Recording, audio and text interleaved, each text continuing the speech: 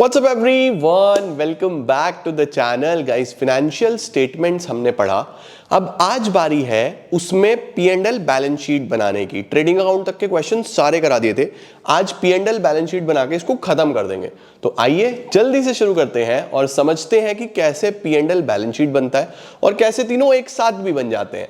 चलिए जल्दी से लेट्स बिगिन।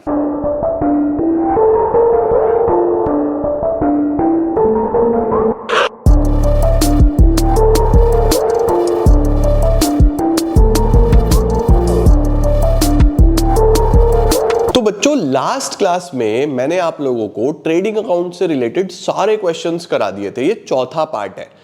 प्लेलिस्ट में सारे पार्ट्स हैं। आप अगर प्लेलिस्ट अच्छे से देखते हो तो आपको कहीं भी कोई भी दिक्कत नहीं आने वाली है, राइट। अब आज बच्चों हम बड़ा क्वेश्चन करेंगे। बड़ा क्वेश्चन मतलब सर, मतलब कि फ्रॉम द फॉलोइंग बैलेंसेस, एक ट्रायल बैलेंस दिया हुआ है, आपको बोल रहा है ट्रेडिंग बनाओ, पी एंड एल बनाओ, बैलेंस शीट बनाओ। ठीक है सर, तो सर इसमें तीनों एक साथ बनाने होते हैं? हाँ बिल्कुल, इसी की प्रैक्टिस करनी है आपको आज बढ़िया तरीके से। ट्रेडिंग, पी एंड एल और बैलेंस शीट। देखो कैसे बनेंगे, बहुत अच्छे तरीके से बना के चलेंगे हम, ठीक है।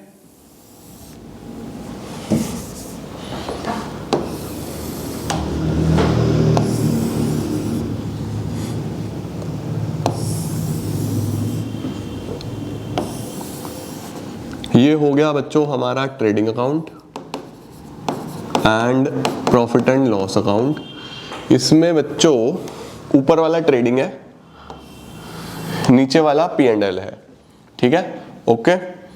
ये हमारा बेसिकली इधर टोटल आ जाएगा और ये हमारा बैलेंस शीट है। इधर हमने बैलेंस शीट बना दिया।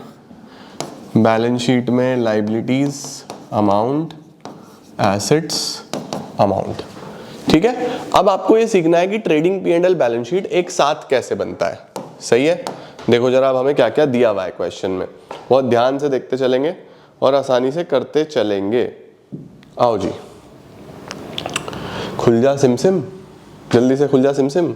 खुल गया। देखो सबसे पहले एक बात ध्यान रखना बेटा, जितनी भी चीजें ट्रायल बैलेंस में दी है ना, वो सब एक एक जगह पे जाती हैं, ठीक है। लेकिन अगर कोई चीज बाहर दी है ट्रायल बैलेंस से, जैसे क्लोजिंग स्टॉक दिया हुआ है, तो ये दो जगह पे जाएगा। क्लोजिंग स्टॉक दो जगह पे जाएगा। अब क्लोजिंग स्टॉक ट्रेडिंग में तो आता ही है, लेकिन क्लोजिंग स्टॉक आपका एसेट भी तो है ना। तो ऑलवेज रिमेंबर, अगर कोई चीज ट्रायल बैलेंस के बाहर है, जैसे क्लोजिंग स्टॉक 15,000 है, तो ये दो जगह जाएगा, ठीक है। तो पहले इसी से शुरू करते हैं।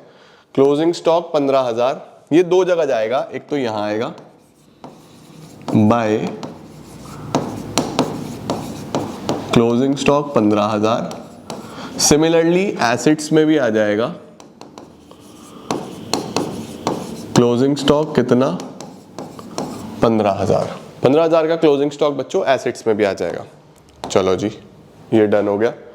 अब देखो हमें क्या क्या चीजें दी हुई हैं। अब बहुत ध्यान से ट्रायल बैलेंस को चेक करते चलना। सबसे पहले कैपिटल दिया हुआ है, फिर हाउस होल्ड एक्सपेंसेस दिए हुए हैं।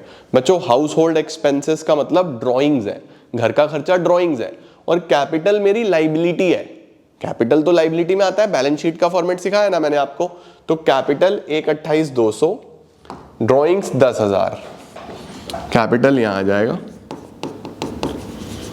128,200 minus drawings 10,000।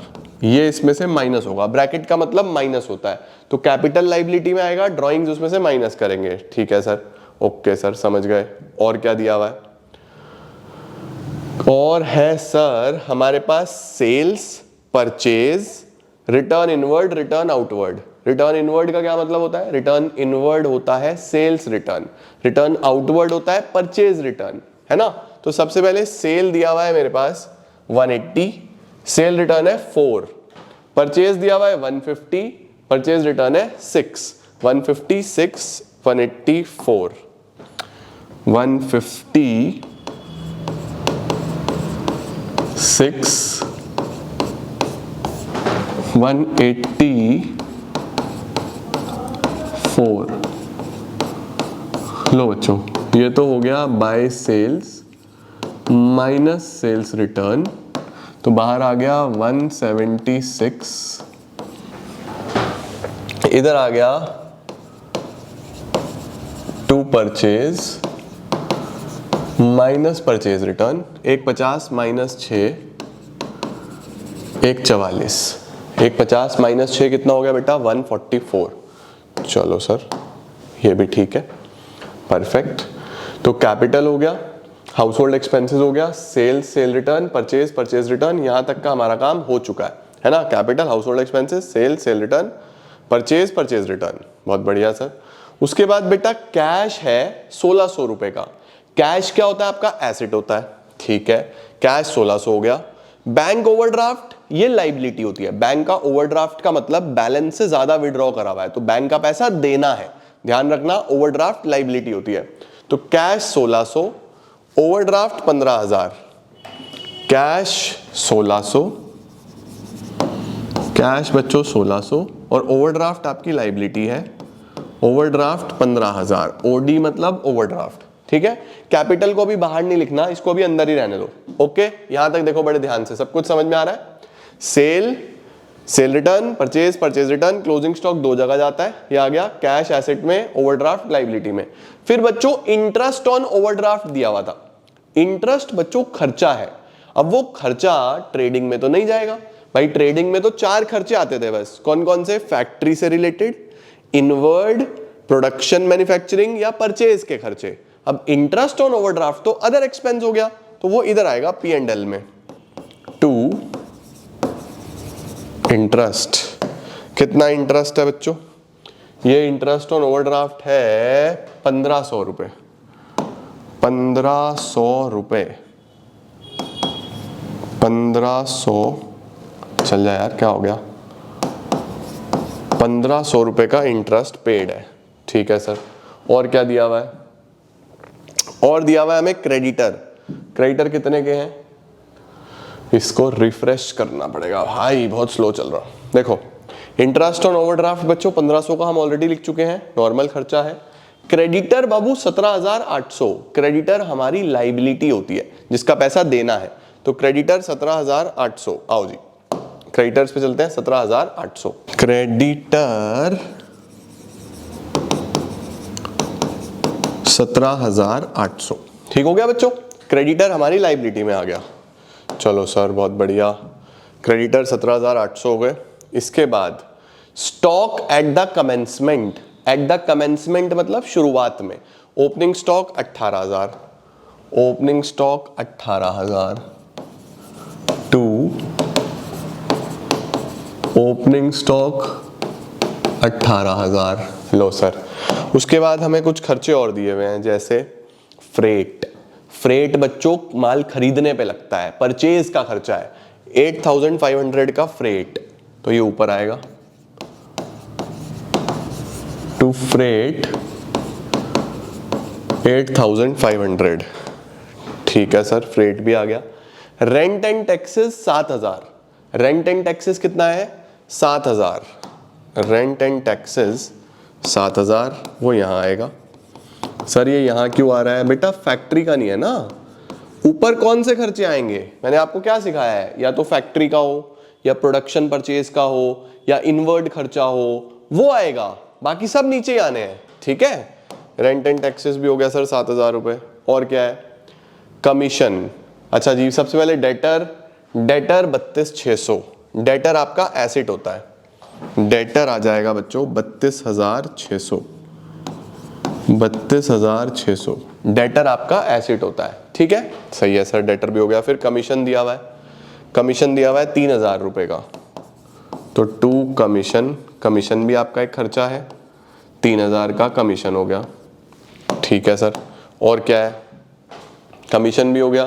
Free hold property, free hold property कितने की होगी 30000 रुपए की। फ्री होल्ड प्रॉपर्टी का मतलब आप जितने टाइम चाहो उतने टाइम तक अपने पास रखो, आप ही मालिक हो।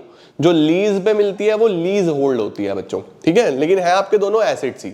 फ्री होल्ड प्रॉपर्टी 30000 एसेट है ये, फ्री होल्ड प्रॉपर्टी 30000 ये आपका एसेट है, ठीक है, फ्री होल्ड प्रॉपर्टी आपका एसेट है 30000 रुपए, ठीक हो गया सर। उसके बाद क्या है हमारे पास, सन्ड्री एक्सपेंसेस 3900 के छोटे मोटे खर्चे, 3900 के छोटे मोटे खर्चे जिसको हम बोलते हैं सन्ड्री एक्सपेंसेस। सन्ड्री का मतलब होता है मैनी, बहुत सारे छोटे मोटे खर्चे, ठीक है सर। सन्ड्री एक्सपेंसेस भी आ गए 3900। फिर सैलरी एंड वेजेस 20,000। अब देखो सैलरी वेजेस में मैंने आपको क्या बताया था, जो पहला शब्द है वो लेना है। वेजेस होता तो ट्रेडिंग में जाता, सैलरी है तो P&L में जाएगा।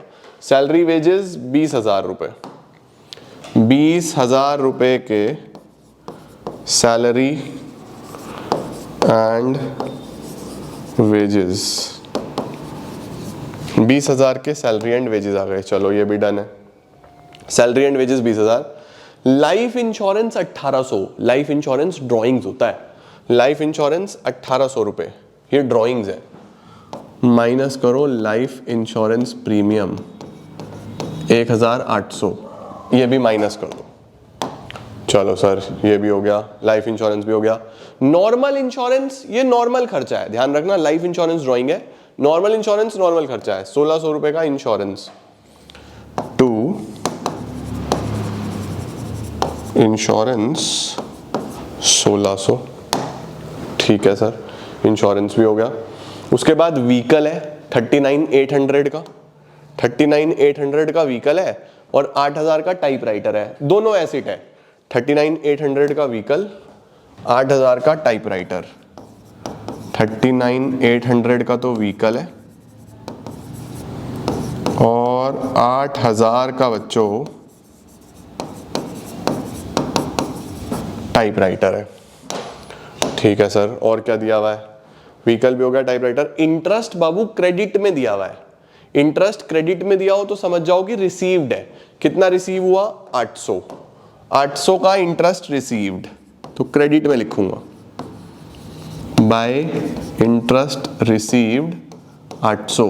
ट्रेडिंग में तो बस दो ही चीजें आती हैं क्रेडिट में, एक सेल और एक क्लोजिंग स्टॉक, बाकी जो भी इनकम है सब इधर ही आएंगी, ठीक है।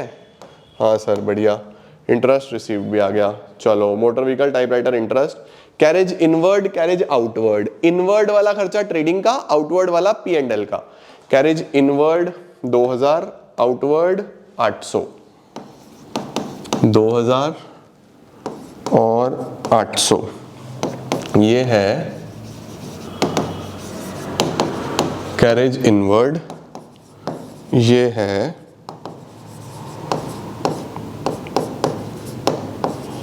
कैरेज आउटवर्ड, ठीक है sir. Carriage inward, carriage outward भी हो गया। पावर, पावर बच्चों फैक्ट्री के लिए यूज होता है, ये ट्रेडिंग में जाएगा। पावर 2200 रुपए, 2200 का पावर, ध्यान रखना ये, ठीक है। यहां बच्चे गलती करते हैं, पावर फैक्ट्री में लगने वाली, मशीनों पे लगने वाली बिजली को बोलते हैं, नॉर्मल को इलेक्ट्रिसिटी बोलते हैं, ठीक है। Audit fees 1700, audit fees 1700, lighting 2000, दोनों नॉर्मल खर्चे। ऑडिट फीस 1700 और 2000 का लाइटिंग। ऑडिट फीस होता है जो सीए को देंगे हम, ऑडिट फीस। बहुत सारे बच्चे सीए भी बनेंगे ना आप में से, बताना मुझे कमेंट सेक्शन में कौन कौन सीए बनना चाहता है। और लाइटिंग 2000, ठीक है, 1700 और 2000, वेरी वेरी गुड। बस हो गया काम। अब हमें सिंपली क्या करना है, ट्रेडिंग से ग्रॉस प्रॉफिट निकलेगा, कितना टोटल आया 176 प्लस 15,000, टोटल आ गया बच्चों 191, 191 तो टोटल आ गया, इधर भी 191। अब 191 में से ये सारे खर्चे माइनस कर देता हूँ, 18,000, 144,000, 8,500, 2,000, दोबारा करना पड़ेगा, 191 minus 18,000 minus 144 minus 8,500 minus 2,000 minus 2,200, 16,300 का प्रॉफिट आ रहा है बच्चों। 16,300, इसको लिखेंगे 2GP कैरिड डाउन।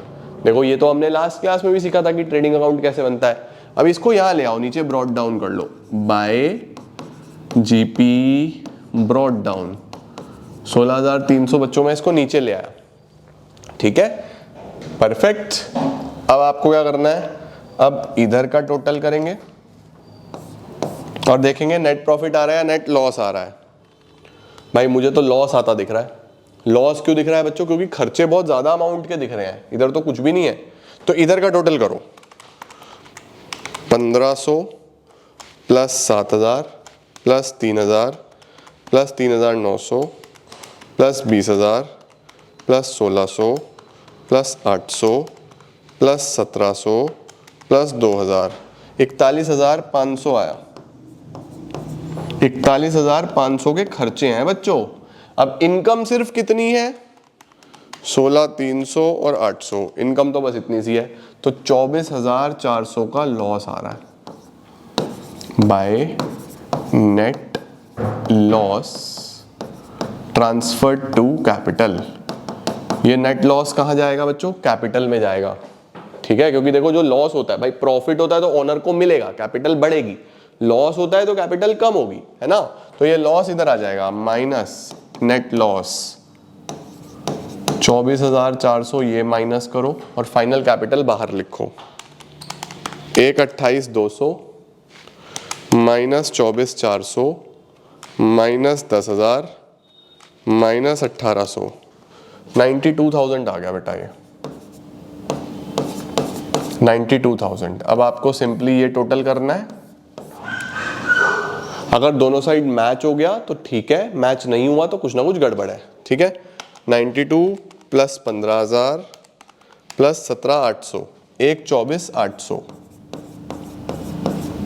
अभी इधर का टोटल करते हैं, 15,000 1600 32,600 30,000 39,800 और 8,000। इधर तो आ रहा है बच्चों 1,27,000। अब देखो हमारा बैलेंस शीट मैच नहीं हो रहा। मैच क्यों नहीं हो रहा?